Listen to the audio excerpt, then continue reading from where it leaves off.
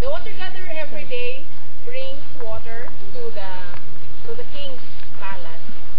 And usually, as expected, the water in the first jar, which is glazed and almost perfect, is still full when it reaches the palace, the king's palace.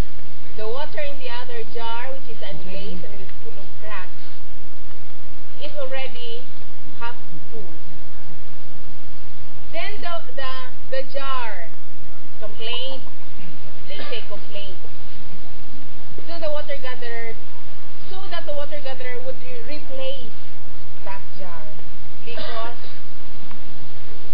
it spills water and brings only half of the water to the king's palace. But the water gatherer said, "Can't you see the path to the king's palace is so steep?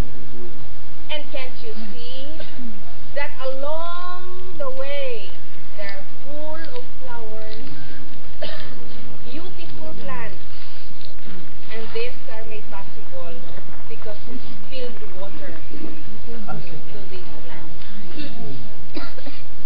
Dear friends, I'd like to liken Mom Juliet to this second jar. A little of her. He gave us a little of her every day. A little of her learning every day. That made us closer to what we are now.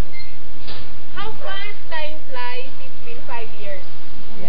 I know it's been 5 years because that time when Mom Juliet transferred to Bago, we bade her goodbye in Negros Occidental. We were then together in Negros Occidental. It's been 5 years.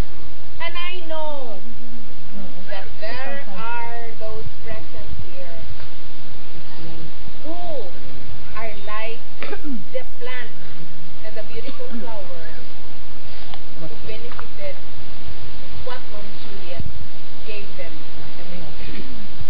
I know Mom Juliet has been the instrument in 1, 2, or 3, or even more of these people gathered here. Mom Juliet has been an instrument to their promotion, to their happiness in life, to what they are now today. And I guess it's a fitting day for giving thanks to Mom Juliet, because I too have benefited from Mom Juliet